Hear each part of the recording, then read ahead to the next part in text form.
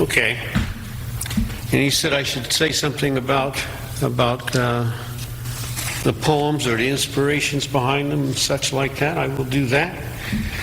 The Sailor and the Whore, he wanted to make sure I read that one. So I will.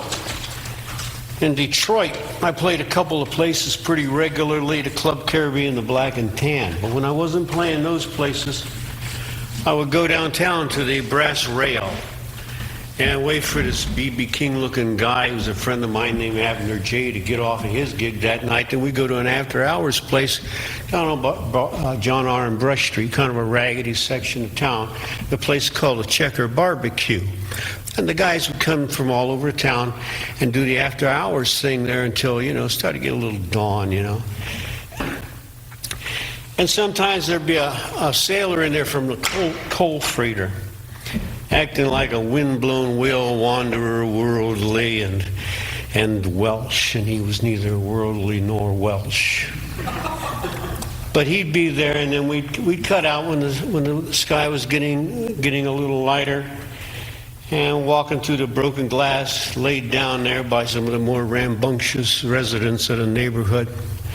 And the streets would be deserted, except maybe one streetwalker out there stomping in the cold and the snow.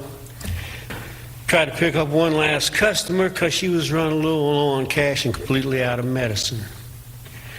Now, talking about medicine, we were talking a little bit earlier about this guy I know who had this heroin problem. He was a trumpet player. And he told me when he would shoot up, it would be like the sunrise in his belly, the warmth, that rising up in his belly. And I made reference to that, the last line of the poem. On the other thing in here that I will explain to you, because some of you are younger, everybody's packing heat nowadays, but back in the day, I guess the tool of choice was the switchblade. And the best quality one there was an Italian brand called a Stiletto pearl handle. And when the button was pushed, it had this ominous snake-like sound. It was snick, like that. So if you hear stiletto snick, you know what I'm talking about. Here we go with The Sailor and the Whore, scene 1. Strutting out of the steaming R&Bs, the thumping bass, the stiletto snick, past evil glares and violent dares to put it on the line. He staggered down the broken street, snow sullen. The sidewalks rolled to his embellished sea-legged swagger. He bellowed shanties like he didn't care, pretending he was Welsh. No one was ever so alone. Inside, hollow as a kettle drum, the echoing hurt his heart. What had he done to knock his life as flat as piss? He knew the echoes would drum him to his end. The whore, pacing snow crunch, shivering in time to the street-long thumping bass steaming out of the R&Bs, the mean curses and breaking glass down the block floated to her snowy corner. She hummed a love song with cold cracking notes, pretending she was loved. Inside, shaken like a tambourine, jingling her jangling heart, Shooting H had knocked her life as flat as piss and marked a trail to her vein-swollen end. They connected through nods and through foggy breaths, feigned smiles like they really gave a shit. Nothing is what it is, and where it is ain't here. No one is who they really are as they climb the creaking stairs. This whore who watched through the whispering her years, her love pumped away, love in the frost, lost to the crystalline silence 100 times before half-spent mornings dragged her up. Does she dare to drift back to a dream of her own, to the fabled Cinderella, nailed now to the wall? That simple, lovely Cinderella who years before this stranger honestly felt that oxen had knelt before a manger, has since loin hammered nails into Mary's coffin. With breast pressed by nameless chests, she's grown hard like the bride, widowed a dozen times a night. Please deliver me, she sighed, from inside this room, soiled and spoiled by the stench of 100 drunken, nameless grooms.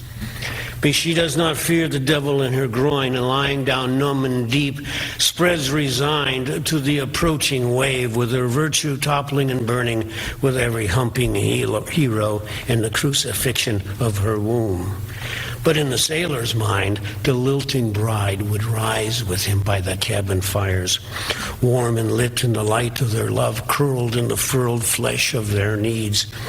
Their breasts as warm as desert winds, they'd stroll through the days of meadows. In their minds, the pictures built, the bride and groom melted in a surging search as she arched and swelled under his finger-tipping strokes. They kissed and nicked their lips on the thorn of the rose. She tried to forget with whispers and sighs. There's another mad Hamlet there in her thighs.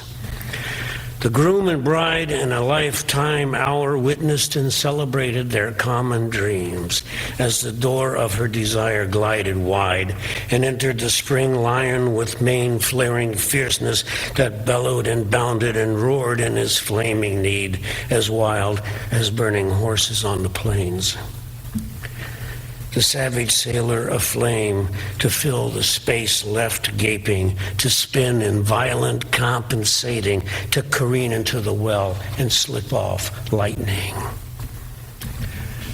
Oh, whatever sins spin us here to ignite Genesis upon these sheets, to light this room and ignite our souls. Oh, for the moment, bless us in this fierce need until the climatic blood warns of the coming flood. He kept her warm and alive in the embers of his love, in the kneading sheets, in the flesh-wet center of the world. His lips wrapped in her hair and wrapped there in each other's mirage. Love held them bound and bowed and blessed. Scene 3. Well, in the dark, in the room, in the love forsaken, abandoned there, and in the street, the pair unpaired, neglecting to mourn the widow's loss. And shuffling down the broken street, the Welshman swaggered his all is well toward his flat as pissed sunrise, unconvincing fellow. Then the widow thumbed her crumpled cash for the serum that makes the sun rise in her hollow.